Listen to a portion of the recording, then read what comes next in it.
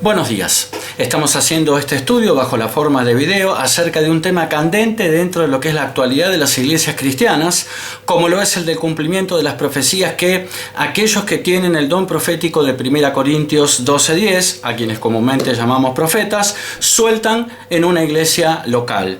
Quienes nos congregamos periódicamente en una iglesia, vemos pasar por el púlpito una buena cantidad de profetas quienes en ejercicio de su oficio profético sueltan una palabra profética tanto en forma individual, dirigida a una persona en particular, como en forma colectiva, dirigida a la congregación o iglesia local. También vemos algunas veces como esas profecías soltadas supuestamente de parte de Dios no se cumplen. Veremos los requisitos que deben cumplirse para juzgar una profecía como verdadera, es decir, como proveniente de parte de Dios. Este video va a aparecer en mi blog, que es un blog cristiano, cuya dirección va a aparecer ahora al pie del video en el zócalo, y la dirección es escudriñandolabiblia.blogspot.com.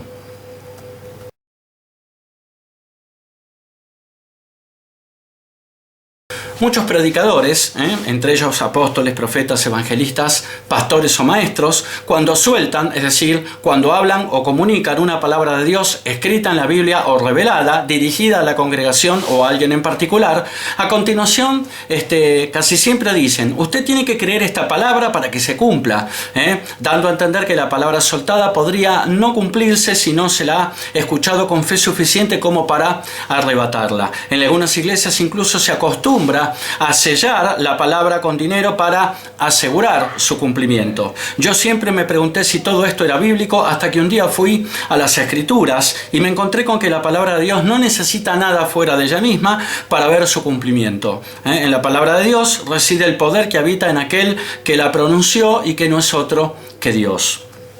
Las siguientes afirmaciones, donde Dios se refiere a su propia palabra, dejan poco espacio para la duda. En Isaías 46:10 podemos leer: mi consejo permanecerá, habla Dios, y haré todo lo que quiero.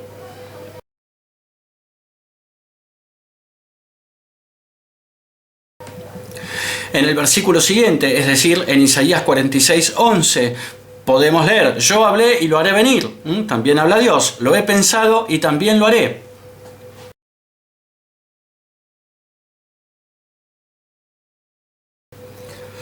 Y por último, en Isaías 55:11 podemos leer: así será mi palabra que sale de mi boca, habla Dios también aquí. No volverá a mi vacía, sino que hará lo que yo quiero y será prosperada en aquello para que la envíe.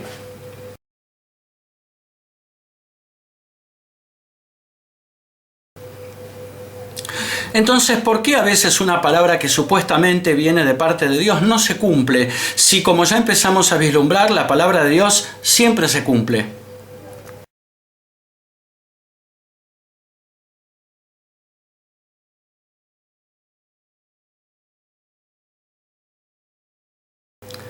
La siguiente lista no pretende ser exhaustiva, sino tan solo ejemplificativa.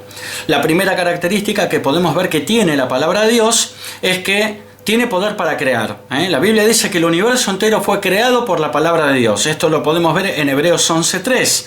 Por la fe entendemos haber sido constituido el universo por la palabra de Dios, de modo que lo que se ve fue hecho de lo que no se veía.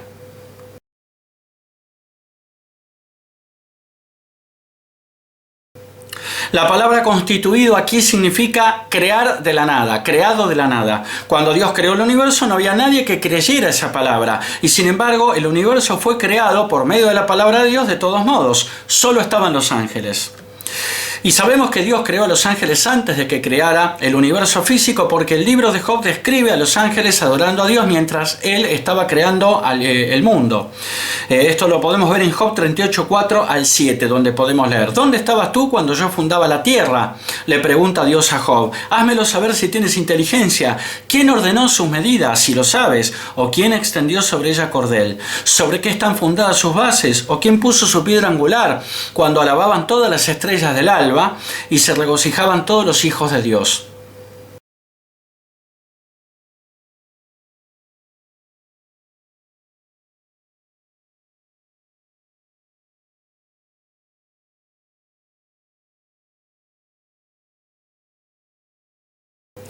En la actualidad la mayoría del mundo es incrédulo, es decir, no cree ni en Dios ni en la Biblia, y no por eso la palabra de Dios dejará de cumplirse.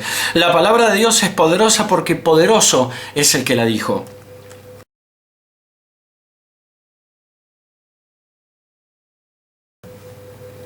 Otra característica de la palabra de Dios es que la palabra de Dios es el verbo, es decir, es el Hijo de Dios.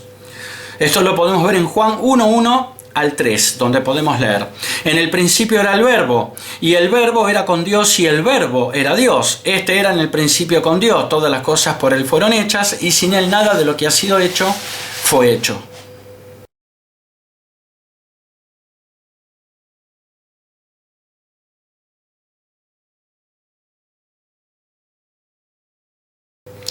Jesucristo es la palabra de Dios, la Biblia hecha persona. Los versículos de Génesis 1:3, donde aparece la luz. Génesis 1:6, donde aparece la expansión de los cielos. Génesis 1:9, donde podemos ver el surgimiento de la tierra. Génesis 1:14, donde aparecen las estrellas, el sol y la luna. Génesis 1:20, donde aparecen los peces y las aves. Génesis 1:24 al 28, donde aparecen los animales terrestres y el hombre. Todos estos pasajes comienzan todos con la expresión "y Dios dijo".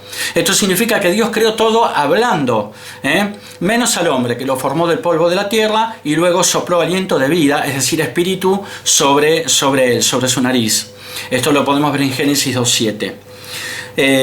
Podemos ver entonces al Padre creando por medio de la palabra, que es el Hijo, y al Espíritu Santo moviéndose sobre la faz de las aguas, conforme lo podemos ver en Génesis 1:1. Es decir, vemos a la Trinidad en pleno durante la creación.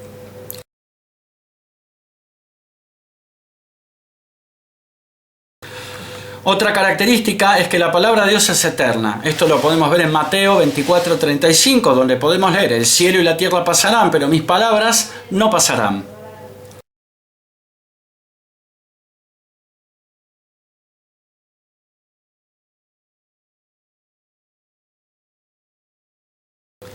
Otra característica de la palabra de Dios es que la palabra de Dios es vida eterna, es decir, es salvación.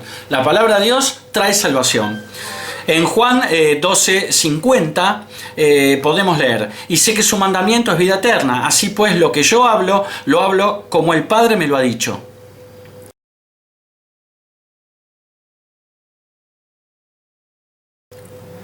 La palabra de Dios produce fe. Esto lo podemos ver en Romanos 10:17. Así que la fe es por el oír, y el oír por la palabra de Dios.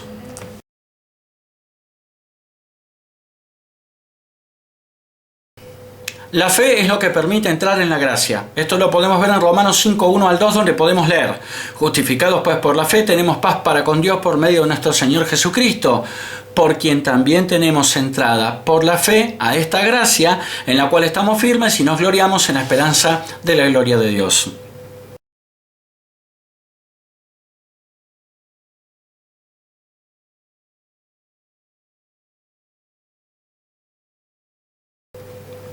Y la gracia es la causa de la salvación.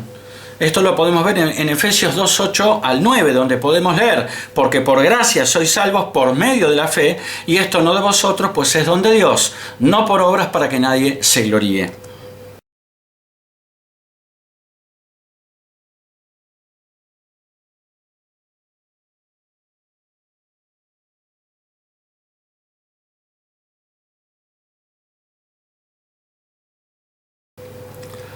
Otra característica de la palabra de Dios es que la palabra de Dios es eficaz en sí misma, lo cual significa que tiene la capacidad de alcanzar un objetivo o propósito y produce siempre el efecto esperado. Eso significa que es eficaz. Esto lo podemos ver en Hebreos 4:12, donde podemos leer: porque la palabra de Dios es viva y eficaz, y más cortante que toda espada de dos filos, y penetra hasta partir el alma y el espíritu, las coyunturas y los tuétanos, y discierne los pensamientos y las intenciones del corazón.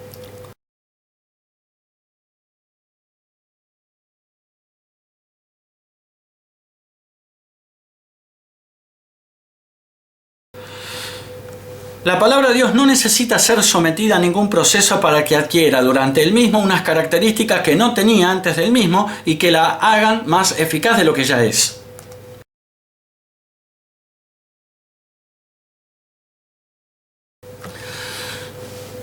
Otra característica de la palabra de Dios es que no requiere nada fuera de ella misma para ser interpretada, solo la guía del Espíritu Santo. En 2 Pedro 1:20 podemos leer, entendiendo primero esto, que ninguna profecía de la Escritura es de interpretación privada.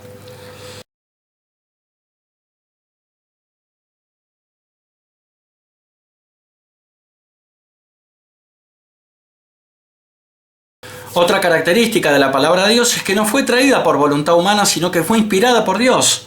Esto lo podemos ver en 2 Pedro 1:21, donde podemos leer, porque nunca la profecía fue traída por voluntad humana, sino que los santos hombres de Dios hablaron siendo inspirados por el Espíritu Santo.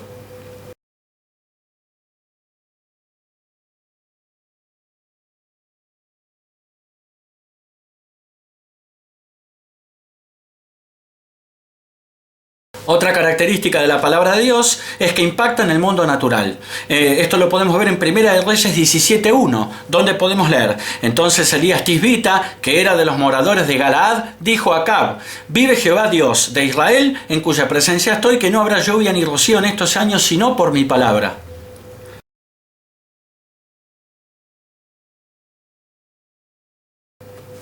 Esto también lo podemos ver en 1 Reyes 18:41 al 46, donde podemos leer: entonces Elías dijo a Acab: sube, come y bebe, porque una lluvia grande se oye. Acab subió a comer y a beber, y Elías subió a la cumbre del Carmelo, y postrándose en tierra puso su rostro entre las rodillas. Y dijo a su criado: sube ahora y mira hacia el mar. Y él subió, miró, y dijo: no hay nada. Y él le volvió a decir: vuelve 7 veces. A la 7ª vez dijo: yo veo una pequeña nube como la palma de la mano de un hombre que sube del mar. Y él le dijo: ve y di a Acab: unce tu carro y desciende para que la lluvia no te ataje. Y aconteció estando en esto que los cielos se oscurecieron con nubes y viento, y hubo una gran lluvia. Y subiendo Acab vino a Jezreel, y la mano de Jehová estuvo sobre Elías, el cual ciñó sus lomos y corrió delante de Acab hasta llegar a Jezreel.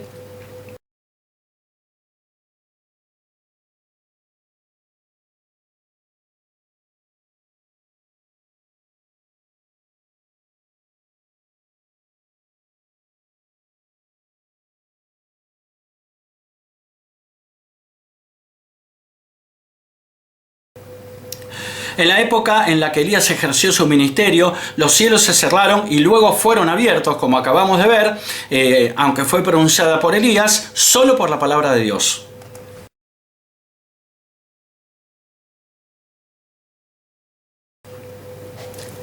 Otra característica de la palabra de Dios es que tiene poder para juzgar. En Juan 12, 47 al 48 podemos leer: al que oye mis palabras y no las guarda, yo no le juzgo, porque no he venido a juzgar al mundo, sino a salvar al mundo. El que me rechaza y no recibe mis palabras, tiene quien le juzgue. La palabra que he hablado, ella le juzgará en el día postrero.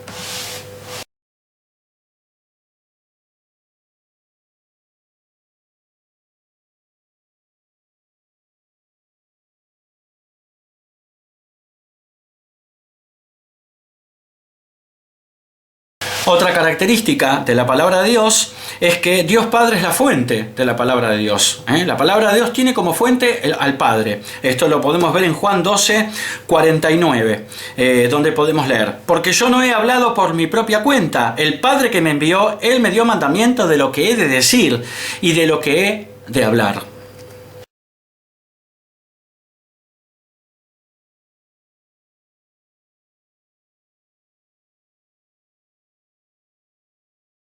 Otra característica de la palabra de Dios es que es en esencia profética. Esto lo podemos ver en Isaías 46, 9 al 11, donde podemos leer: acordaos de las cosas pasadas desde los tiempos antiguos, porque yo soy Dios y no hay otro Dios, y nada hay semejante a mí, que anuncio lo porvenir desde el principio y desde la antigüedad lo que aún no era hecho, que digo: mi consejo permanecerá y haré todo lo que quiero, que llamo desde el oriente al ave y de tierra lejana al varón de mi consejo. Yo hablé y lo haré venir. Lo he pensado y también lo haré.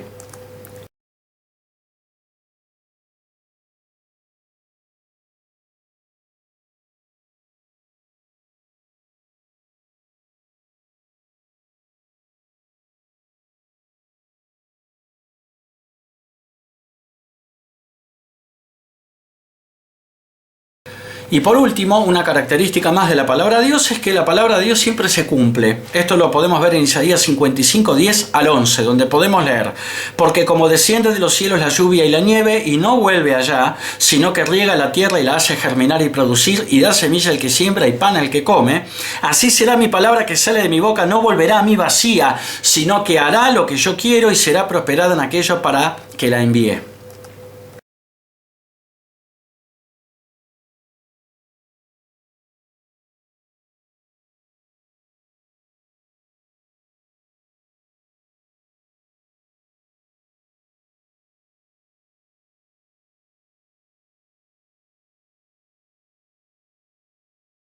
Todas estas características que hemos visto de la palabra de Dios son intrínsecas, es decir, están en su propia naturaleza y tienen que ver con quién la pronunció y que no es otro que Dios. La palabra de Dios no necesita nada fuera de ella misma para cumplirse. El cumplimiento seguro de la palabra de Dios es una característica intrínseca y no extrínseca de ella. Tomemos el ejemplo de un metal como el hierro para explicar un poco de qué trata todo esto. Mientras la dureza del hierro es una característica intrínseca, el óxido de hierro es una característica extrínseca. Mientras la dureza está en la naturaleza del hierro por su condición de metal duro, el óxido de hierro en cambio solo aparece cuando el hierro es sometido a un entorno de humedad. Mientras la dureza es una característica inherente al hierro, el óxido es una característica adquirida por el hierro solo cuando éste es sometido a un determinado entorno. De tal forma, una característica es intrínseca cuando está indisolublemente ligada a la naturaleza del objeto en cuestión, y es extrínseca cuando esa característica es adquirida por el objeto al interactuar con el entorno. El mismo análisis puede hacerse con cualquier otro objeto. Por ejemplo, el agua. El estado líquido es la característica natural, es decir, intrínseca del agua, pero puede adquirir un estado sólido gaseoso, que vendrían a ser características extrínsecas, si se la somete a un entorno de temperatura bajo cero o al calor excesivo respectivamente. Mientras que lo intrínseco es lo inherente o lo que está en la propia naturaleza del objeto, lo extrínseco es lo adquirido por el objeto cuando el mismo es sometido a un determinado entorno. Una cosa es una característica inherente, intrínseca, y otra cosa muy distinta es una característica adquirida o extrínseca. La palabra de Dios está indisolublemente ligada a su emisor. Dios no depende de nada ni de nadie, sino solo de sí mismo. Igual es con su palabra. No existe ningún factor externo que pueda hacer que la palabra de Dios se cumpla o deje de cumplirse.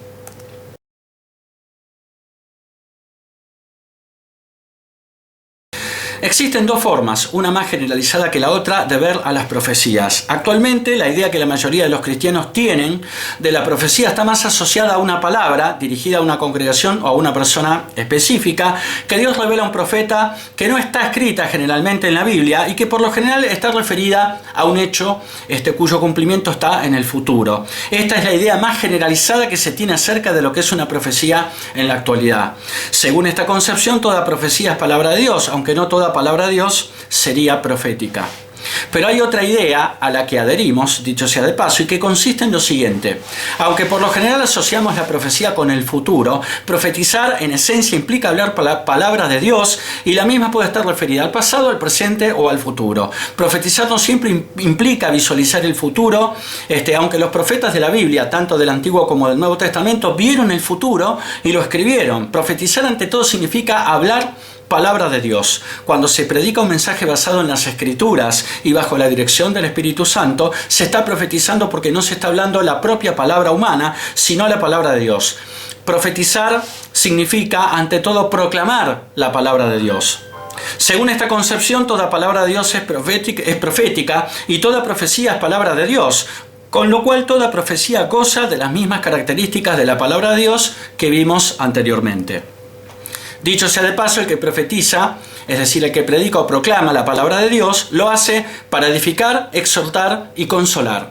Esto lo podemos ver en 1 Corintios 14:3, donde podemos leer: pero el que profetiza habla a los hombres para edificación, exhortación y consolación.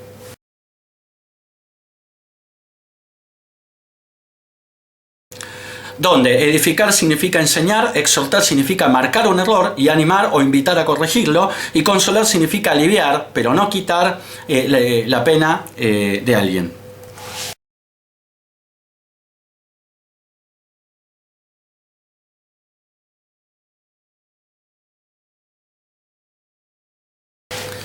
La profecía actual debe ser juzgada a la luz de la palabra de Dios escrita, es decir, la Biblia. En 1 Corintios 14, 29 podemos leer: asimismo los profetas hablen 2 o 3 y los demás juzguen.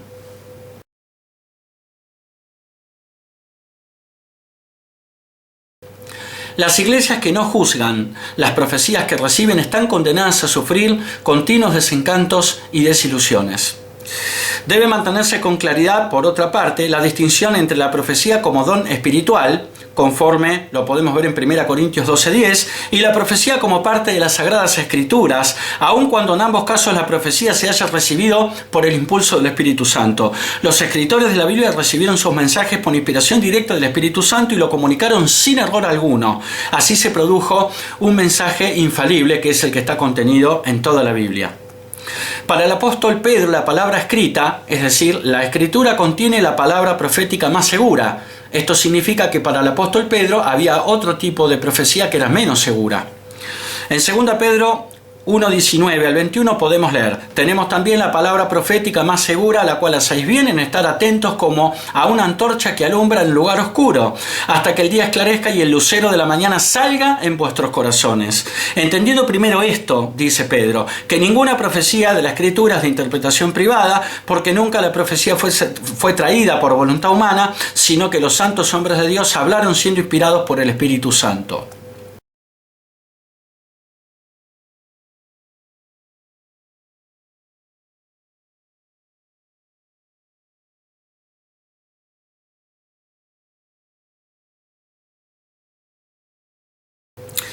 En cambio, es un error asignar a la profecía como don espiritual del Nuevo Testamento, conforme lo podemos ver en 1 Corintios 12:10, la misma autoridad o infalibilidad que a la profecía contenida en las Escrituras. Aunque venga también por el impulso del Espíritu Santo, jamás debe considerarse infalible esta clase de profecía, la que proviene del don espiritual de 1 Corintios 12:10, ya que el mensaje que contiene está siempre sujeto a la confusión y al error humanos.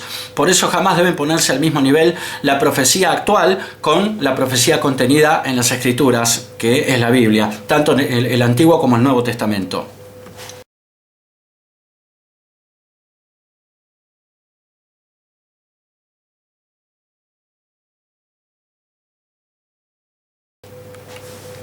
Si una iglesia no ha establecido métodos apropiados y ordenados para juzgar las profecías, ha hecho caso omiso de las enseñanzas bíblicas al respecto. En 1 Corintios 14:40, el apóstol Pablo nos escribe: pero hágase todo decentemente y con orden.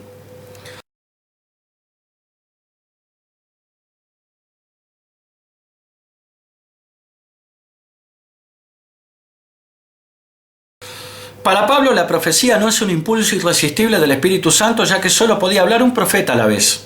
En 1 Corintios 14:30 al 31 podemos leer: y si algo le fuere revelado a otro que estuviere sentado, calle él primero, porque podéis profetizar todos uno por uno, para que todos aprendan y todos sean exhortados.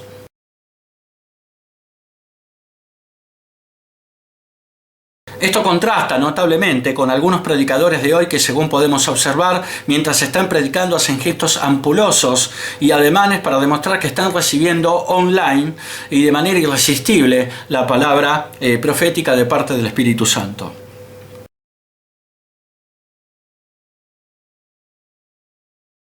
¿Cuál debe ser la actitud de la iglesia frente a las profecías? Bueno, hay dos situaciones, ¿no?, que se pueden dar. La primera es cuando la profecía se refiere al cumplimiento de un hecho que está en el futuro.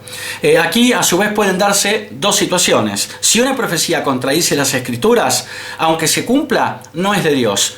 El sustento bíblico de esto que acabamos de decir lo encontramos en Deuteronomio 13:1 al 3, donde podemos leer: cuando se levantare en medio de ti profeta o soñador de sueños y te anunciare señal o prodigios, y si se cumpliese la señal o prodigio que él te anunció, diciendo: vamos en pos de dioses ajenos que no conociste y sirvámosle, no darás oído a las palabras de tal profeta ni al tal soñador de sueños, porque Jehová vuestro Dios os está probando para saber si amáis a Jehová vuestro Dios con todo vuestro corazón y con toda vuestra alma.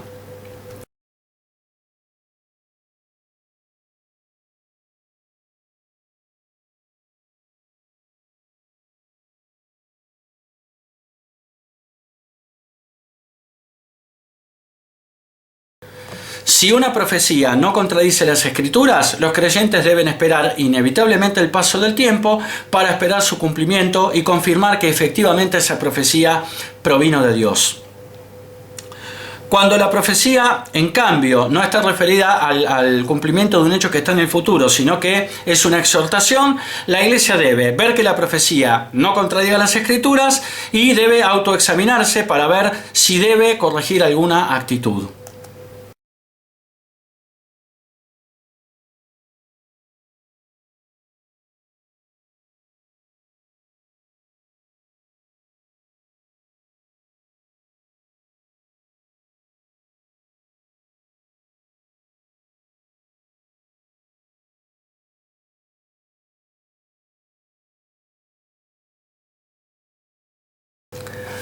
No resulta difícil evaluar si un predicador, apóstol, evangelista, pastor o maestro está predicando un mensaje que contradiga las Escrituras. Alguien en la congregación tarde o temprano se dará cuenta. Tampoco resulta difícil evaluar si un músico, por más que sea un verdadero adorador, toca bien un instrumento o afina al cantar. Lo mismo ocurre con un ujiero o un portero que tratan mal a los miembros de la congregación.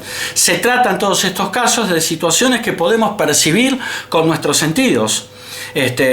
Como dijo Abraham Lincoln, se puede engañar a todos algún tiempo y a algunos todo el tiempo. Lo que no se puede hacer es engañar a todos todo el tiempo.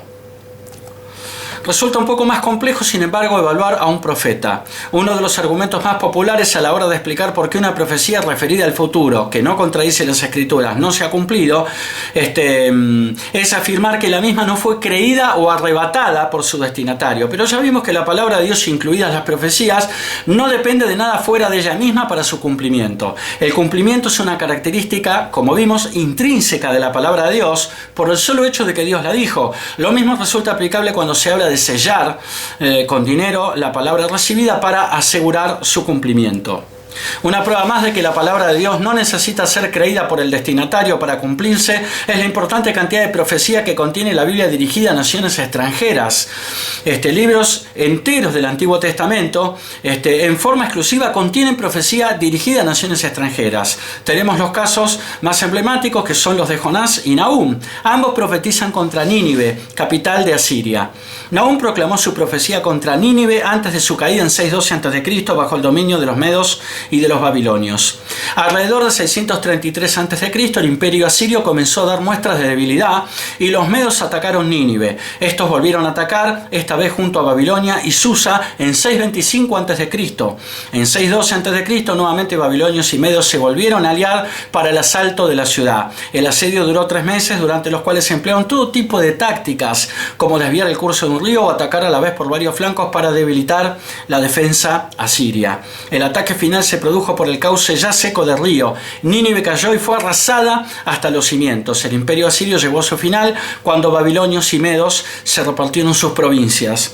Un siglo antes Dios había enviado a Jonás a predicar a la ciudad de Nínive, la capital de Asiria. Por un breve tiempo los asirios se arrepintieron de sus pecados, pero algún tiempo después regresaron a su conducta malvada. El otro caso que tenemos es el libro de Abdías, quien profetiza contra Edom.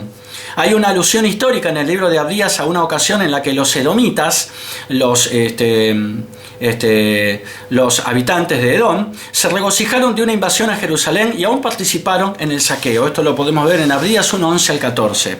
Esta invasión fue la de los filisteos y árabes durante el reinado de Joram, entre 848 y 841 a.C., según podemos ver en 2 Crónicas 21, 16 al 17. Poco antes de este suceso, los edomitas, que habían estado bajo el control de Jerusalén, se las habían arreglado para liberarse, conforme lo podemos ver en 2 Crónicas 21, 8 al 10. Es muy lógico su regocijo por la caída de Jerusalén por parte de Edom. Parte del trasfondo del libro de Abdías recuerda Génesis 25, 19 al 34 y 27, 1 al 28, 9. Es decir, a la rivalidad entre Esaú, padre de los edomitas, y Jacob, padre de las 12 tribus de Israel. Aunque se lee en Génesis acerca de la reconciliación de estos dos hermanos, en Génesis 33, el odio entre sus descendientes a menudo estalló en guerra a través de la historia bíblica, como podemos apreciar en Números 20, 14 al 21, 1 Samuel 14, 47, 2 Samuel 8, 14 y 1 Reyes 11, 14 al 22. De conformidad con su historia de hostilidad, los edomitas se alegraron siempre de las adversidades de Jerusalén. Y después tenemos libros del Antiguo Testamento que en forma parcial, no exclusiva, contiene también profecía dirigida a naciones extranjeras. Isaías, por ejemplo, capítulos 13 al 23, contiene profecías contra las naciones contemporáneas de Judá acerca de su pecado y el juicio venidero de Dios. Jeremías 25 al 29 y 46 al 52, estamos hablando de capítulos enteros, contiene referencias a sucesos internacionales que comprenden a Babilonia y a otras naciones. Y Ezequiel, capítulos 25 al 32, contiene profecías del juicio contra 7 naciones extranjeras que se alegraban de la calamidad de Judá. En la profecía excepcionalmente larga contra Tiro aparece una descripción velada de Satanás en Ezequiel 28, 11 al 19 como el verdadero poder que respalda al rey de Tiro. Ninguna de todas estas naciones extranjeras contra las cuales profetizaron los profetas de Dios creían en Dios. Todas eran naciones paganas, pero la palabra de Dios se cumplió finalmente contra todas estas naciones. Otro de los argumentos no menos popular que el anterior, a la hora de explicar por qué una profecía referida al futuro que no contradice las Escrituras no se ha cumplido, es afirmar que el pecado o la desobediencia de su destinatario han impedido su cumplimiento. Es cierto que el pecado puede retardar el recibir una bendición prometida de Dios o el cumplimiento de una profecía, mientras ese pecado permanezca inconfesado, en los términos de 1 Juan 1:9. Pero si la persona es verdaderamente salva, es decir, es cristiana, tarde o temprano el Espíritu Santo que mora en ella, de acuerdo a 1 Corintios 3:16, 6:19, Efesios 1:13 al 14 y 2 Corintios 1:22, mediante la convicción de pecado, que podemos ver en Juan 16:8, la guiará hacia el arrepentimiento e inevitablemente hacia la confesión en los términos de 1 Juan 1:9, todo lo cual es una obra del Espíritu Santo. Lo que estamos queriendo decir es que tarde o temprano la barrera que impide el cumplimiento de la profecía, en este caso un pecado, será levantada, con lo cual la profecía verá su cumplimiento y podrá ser juzgada como verdadera. Tampoco es verdad que la desobediencia impida el cumplimiento de una profecía. Al igual que el pecado la puede retardar, pero no impedir. Los ejemplos bíblicos son varios y bastante conocidos. El más emblemático quizás sea el del profeta Jonás. Todos más o menos conocemos la historia relatada en el libro que lleva su nombre en el Antiguo Testamento. Dios comisionó a Jonás para que profetice contra la ciudad de Nínive. Esto lo podemos ver en Jonás 1:1 al 2. Pero Jonás desobedeció a Dios y huyó en la dirección contraria rumbo a la ciudad de Tarsis, conforme lo vemos en Jonás 1:3. Por un lado, Nínive era la capital de Asiria y los asirios eran enemigos históricos de Israel. Por el otro, Jonás sabía de la misericordia de Dios y también sabía perfectamente que si los ninivitas se arrepentían, gozarían del perdón de Dios. Esto es lo que lleva a Jonás a huir de Dios rumbo a Tarsis.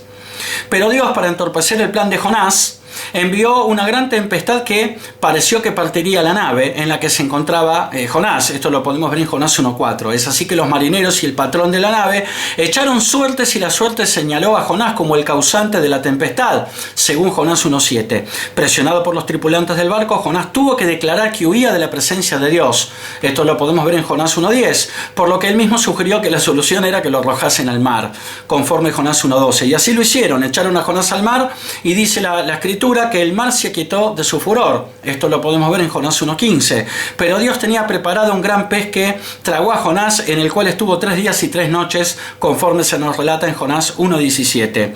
Luego de la oración de Jonás, en Jonás 2, en el capítulo 2, cuando finalmente el gran pez lo vomitó en tierra, en el comienzo del capítulo 3 podemos leer, en Jonás 3:1, vino palabra de Jehová por segunda vez a Jonás diciendo, levántate y ve a Nínive, aquella gran ciudad, y proclama en ella el mensaje que yo te diré.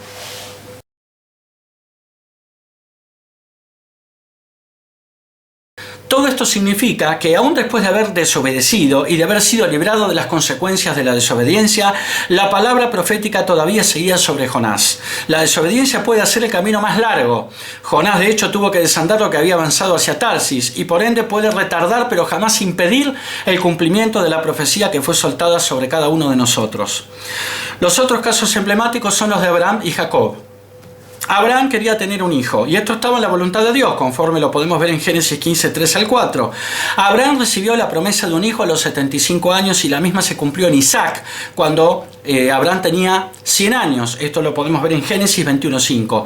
Pero en el medio aparecieron las dudas si Abraham, de 86 años, tuvo un hijo con Agar, la esclava de su esposa Sara, que era estéril, al que llamó Ismael, conforme lo podemos ver en Génesis 16, 15 al 16.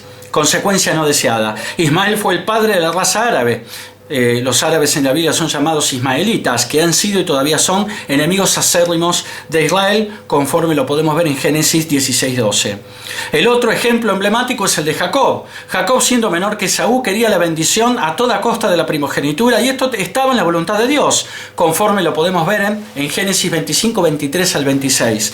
Pero Jacob obtuvo su primogenitura de manera totalmente ilegítima cuando, incitado por su madre Rebeca, robó a Esaú la bendición de la primogenitura, engañando a su padre Isaac, ciego, viejo y enfermo, haciéndose pasar por Esaú, conforme lo podemos ver en Génesis 27, 1 al 40. Consecuencia no deseada, Jacob debió huir de Esaú para que éste no lo matara, conforme lo podemos ver en Génesis 27, 41, y debió vivir en el exilio, según Génesis 28, 1 al 5, donde fue engañado por su suegro Labán, según lo podemos ver en Génesis 29, 25, y jamás volvió a ver a su madre Rebeca. Podemos ver aquí dos ejemplos concretos donde los protagonistas, Abraham y Jacob, deseaban cosas que en principio estaban también en la voluntad de Dios. Es decir, Dios también la quería para ellos, pero las quisieron tener en un tiempo y por lo tanto en una forma que no eran los establecidos por Dios. De algún modo desobedecieron, y esto provocó consecuencias no deseadas, haciendo sus caminos más largos y penosos, pero esto no impidió de ninguna manera el cumplimiento de la profecía que había sobre cada uno de ellos.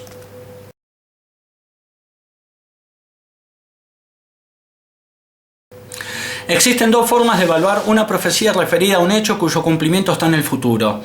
Primero, que no contradiga las Escrituras, y en segundo lugar, que se cumpla en el tiempo. Cuando se cumplen estas dos condiciones, estos dos requisitos, estamos en presencia de palabra profética proveniente de Dios. En cualquier otro caso significa que Dios no estuvo en el asunto. Es decir, cuando la palabra profética contradice la Biblia, o cuando no contradiciendo las Escrituras, la palabra profética soltada no se cumple nunca. En este caso estamos en presencia de palabra profética de hombre, aunque no contradiga las Escrituras y no de Dios. La hiperrealidad es un concepto de la filosofía moderna y está relacionado con la incapacidad de la conciencia de distinguir entre la realidad y la fantasía, sobre todo en las sociedades posmodernas donde la tecnología ha impactado fuertemente como en nuestra sociedad. Si como iglesia no aprendemos a juzgar las profecías que recibimos, corremos el riesgo de acostumbrarnos a vivir en una hiperrealidad espiritual, en una especie de microclima burbuja profética totalmente desconectada de la realidad.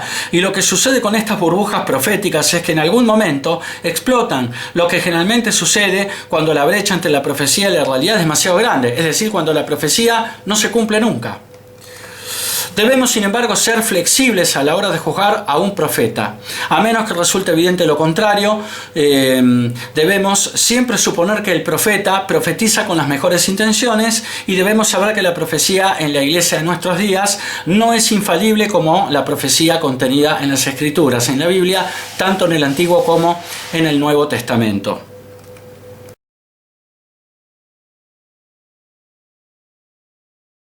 Como hemos dicho, algunas líneas más arriba, las iglesias que no juzgan la profecía que reciben están condenadas a continuos desencantos y desilusiones. Bueno, llegamos al final de este estudio bajo la forma de video. Espero que les haya gustado y que termine siendo de bendición para aquellos que terminen viendo este video. Y nos despedimos hasta el próximo estudio, seguramente también bajo la forma de video. Que Dios los bendiga. Amén.